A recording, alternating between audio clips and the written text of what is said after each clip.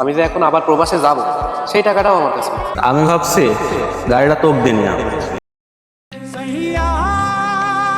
কি রে, মন খারাপ? 2 দিন আগে প্রবাস থেকে আসলে টাকা পয়সা কামাইলি, দেশে আসতে না আসতে অবস্থা কি হয়েছে?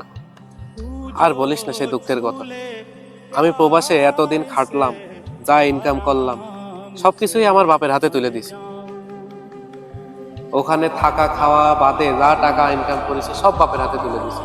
এটা দিয়ে বাজার করে বাড়ি ঘর তুললো, জমি জায়গা কিনলো, অনেকের জমি বন্ধকও নিয়েছে। তো আমি আসার পরে এদের এক্সপেকটেশন কেন জানি বেড়ে গেল। বাবা বলে যে এখানকার জমি কিনতে, ওখানকার জমি বন্ধক নিতে, বোনের চাহিদা, ভাইয়ের চাহিদা, মায়ের চাহিদা। আমি তো আসার সময় শুধুমাত্র আমার আসার সময় যে বেতনটা পাইছি সেটা নিয়ে আসছি, আর যা ইনকাম করছি সবই পাঠাই দিছি। তো এখন আমি ছুটি নিয়ে আসছিলাম 6 মাসের, কেবল 3 মাস হলো। এই 3 মাসের ভিতরে আমি যা টাকা নিয়ে আসছি সব শেষ। আমি যে এখন আবার প্রবাসে যাব সেই টাকাটাও আমার কাছে নেই। কি যে করব, খুব টেনশনের ভিতরে আছি। আরে প্যারা নেই, ঠিক হয়ে গেল। এত এত টেনশন নিয়ে কিছু না। আচ্ছা, তোর কাছে কি লাখ 2 টাকা ধার হবে? আমি যে দিয়ে দিতাম। না রে বন্ধু, আমার কাছে তো লাখ 2 টাকা ধার। আমার তো মনে কর দেশে ছোট একটা ব্যবসা, এই দিন আনি দিন খাই বলো, এত টাকা কি চিন্তা করতেছিস? 10টা বছর বিদেশ খাটলাম, দেশে এসে শখ করে তাও মনে হয় না রাখা হবে। ভাবছি গাড়িটা বিক্রি করে দেবো, কেউ নেয় কি দেখ। নেওয়ার তো লোক আছে, কত দেবে? আমার টাকা ইমার্জেন্সি যেহেতু লাগবে, 1.5 লাখ টাকা হলে গাড়িটা ছাড়ি দেবো। এখন গাড়ি যদি ইমার্জেন্সি বেচতে হয়, কারণ তুইও জানিস ইমার্জেন্সি নিলে কমেই ছাড়া লাগে। মনে হয় না 1.5 লাখ টাকা তুই পাবি। তবে আমি চেষ্টা করে দেখছি, যদি সম্ভব হয় আমি তো জানাবো। কত হতে পারে আনুমানিক? আমার মনে হয় 1 লাখ টাকা তুই পাবি। 1.5 লাখ টাকা আশা করলে আসলে 2-3 মাস সময় লাগে গাড়ি নিতে। আর গাড়ির কন্ডিশন ভালো আছে, ইমার্জেন্সি নিলে 1 লাখ টাকা যে কেউ দেবে আমার। 1 লাখ টাকা কষ্ট হয়ে যায় না আমার জন্য? আমার তো আবার যাওয়া লাগবে ওই দেশে। এখন দেখ, আমি যদি নিতে পারতাম তাহলে একটা আলাদা বিষয় ছিল। আমি তো বললামই, আমার আসলে আল্লাহ কি অবস্থা দিইনি আমি। কারণ আমার কিছু বন্ধু বান্ধব আছে, যদি তারা নেয়, তবে আমার মনে হয় না যে ইমার্জেন্সি এইভাবে কেউ 1 লাখ টাকার বেশি দেবে। চেষ্টা করে দেখতে পারি। আর দেখ, 1 লাখ টাকাই ছাড়ি দে, বিপদের সময় কি বলবো আর। আমার তো প্রবাসেও যাওয়া লাগবে আবার। দেখ, 1 লাখ টাকায় গাড়িটা বিক্রি করে দেবো, আর 1 লাখ টাকা ম্যানেজ করে নেবো না কোথাও। গাড়িটা তো ভালোই লাগছে, গাড়ি তো আমারও একটা দরকার, কিন্তু আমি তো ঘাট দিতে চালাম না। এখন যদি গাড়িটা আমি টাকা দিয়ে নিই তাহলে তো বুঝে যাবে। এক কাজ করি, ওকে একটু দাঁড়াতে বলে আমি যাই রাহির সাথে একটু কথা বলি, রাহির মাধ্যমে গাড়িটা আমি কিনি। আমার মনে হয় গাড়িটা নিলে ভালোই হবে। আচ্ছা থাক, আমি হলো দেখি, আমি একটু কথা বলে জানাবো না। আচ্ছা যা। টেনশন নিস না, আমি আচ্ছা যা।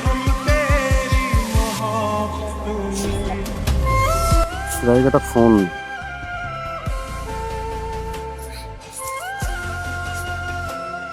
হ্যাঁ রাহি, কই রে তুই? আচ্ছা আমার তো একটা কাজ আছে, আমার একটা হেল্প লাগবে, একটা দান পাইছি তো, তো দেখা কর। ও নদীর ধারে? আচ্ছা বয়, আমি আসছি। এই রাহি, কি অবস্থা? এই তো ভালো। শোন, একটা দান পাইছি। কি? আমার ওই যে বন্ধু আছে না, একটা বলদ করে প্রবাস ছিল, 10 বছর পরে আইছে মনে হয়, দেখেছিস? দেখলাম আসছে। কারণ ও হলো বিপদে পড়েছে, ওর গাড়িটা বিক্রি কর। গাড়ির দাম তো মনে কর, দোকানে খোঁজ নিলাম 1.5 লাখ টাকার বেশি। কারণ ওকে আমি বুঝা আইছি যে তাড়াতাড়ি টাকা চালিয়ে 1 লাখ টাকার বেশি গাড়ি কেউ দেবে না। কারণ আমি যদি ওর কাছ থেকে গাড়িটা নিই তাহলে ও বুঝে যাবে। আমি ভাবছি গাড়িটা তোক দিন না। গাড়ি আমি মনে করো 1 লাখ টাকা দেবো, আর তোকে আমি কিছু টাকা দেবো না। তুই হলো যাবি, ক্রেতা হিসেবে যাবি, গাড়িটা দেখবি, এমন ভাব করবি যে গাড়িটা তুই কিনছিস, ঠিক আছে? কিন্তু গাড়িটা আসলে হবে আমার, ও কিন্তু বুঝতে দেওয়া যাবে না, খবরদার। ঠিক আছে। ঠিক আছে, তাহলে আমি তোকে ফোন দিচ্ছি। হ্যাঁ, ওর সাথে কথা বললে তোকে ফোন দেবো না। ঠিক আছে, থাক।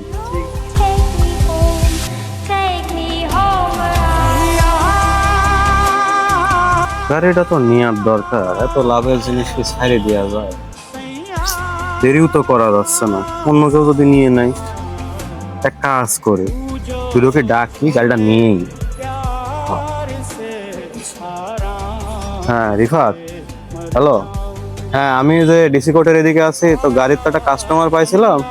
এক কাজ কর, গাড়িটা নিয়ে ডিসি কোর্টে চলে আয়, আমি ওই লোকের ডাক দিচ্ছি, তুই আয়। হ্যাঁ হ্যাঁ চলে আয় চলে আয়। ঠিক আছে ঠিক আছে। রাহিক ওটা কল দেবো, আমি তো নিতে পারবো না, রাহিক কল দা। এই দাঁড়া, ঠিক আছে। হ্যাঁ হ্যালো রাহি, হ্যাঁ বলছি ওই গাড়ির বিষয়ে কথা বললাম, আর দান্ডা তো মারতে হবে। হ্যাঁ ই কর, তুই ডিসি কোর্টে চলে আয়, আমি হলো গাড়ি ডাকিছি অলরেডি। হ্যাঁ ও আসছে, তুই ডিসি কোর্টে আয়, গাড়িটা নিয়ে নি আয়। তারপর তোরটা আমি দেখছি, আয়, আরে টেনশন নাই, আয়। ঠিক আছে ঠিক আছে, ওকে। গাড়ি কই? চলে আসছে বয়। এক কাজ কর, ও আসলে ওর সাথে ডিল করে চেষ্টা করবে একেরও নিচে নামার, হ্যাঁ করে নিয়ে নিবি। এই যে চলে আসছে। আচ্ছা শোন, আমার তো একটু কাজ আছে। আচ্ছা রিফাত, এটা হলো আমার বন্ধু রাহি, রাহি এটা হলো রিফাত। তোরা হলো একটু মীমাংসা করি না গাড়িটা, আমার কাজ আছে তো, আমি কাজটা সারি আছি, ঠিক আছে? আচ্ছা তোরা কর। ভাই গাড়ি একদম ফ্রেশ আছে, আমি 1 মাস চালাইছি। I was running far away. Would I run off the wall someday? ভাই গাড়ি তো ভালোই, বলে আমি নিয়ে যাই। আপনি আপনার বন্ধুর কাছে টাকা দিতে বলে নিয়ে নিন। আচ্ছা ঠিক আছে ভাই, But I can't complain. এই যে আপনার গাড়ির চাবি। ভাই গাড়িটা আমার অনেক শখের ছিল তো, হ্যাঁ ভাই বুঝতে পারছি। অনেক যত্ন করে চালাইছি, মেলা দিন চালাইছি তো ভাই, অনেক মায়া জমে গেছে গাড়ির উপর। তো ভাই বেশি কত কথা বলবো না, আপনি গাড়িটা একটু যত্ন করে চালান, ঠিক আছে ভাই? तू जो झूले प्यार से आराम से मर जाऊं, आजा चंदा बाहों में तुझ में गुम। কাদায় পড়লে ঠিক যেমন জানছে কেউ লাথি মারে, ঠিক সেই রকমই মানুষ যখন বিপদে পড়ে তার সবচেয়ে কাছের মানুষগুলা তাকে বেশি কষ্ট দেয় এবং তাকে সাহায্য করার বদলে তাকে লুটে পুটে খেতে চায়। আমরা কেউ বিপদে পড়লে নিজের কাছের মানুষ হয়ে তাকে আরো বিপদে না ঠেলে দিয়ে তাকে সাহায্য করার চেষ্টা করি। পরবর্তীতে এরকম সামাজিক ভিডিও দেখতে চাইলে অবশ্যই আমার পেজটাকে ফলো করবেন। ধন্যবাদ। आराम से मर जाऊं, आजा चंदा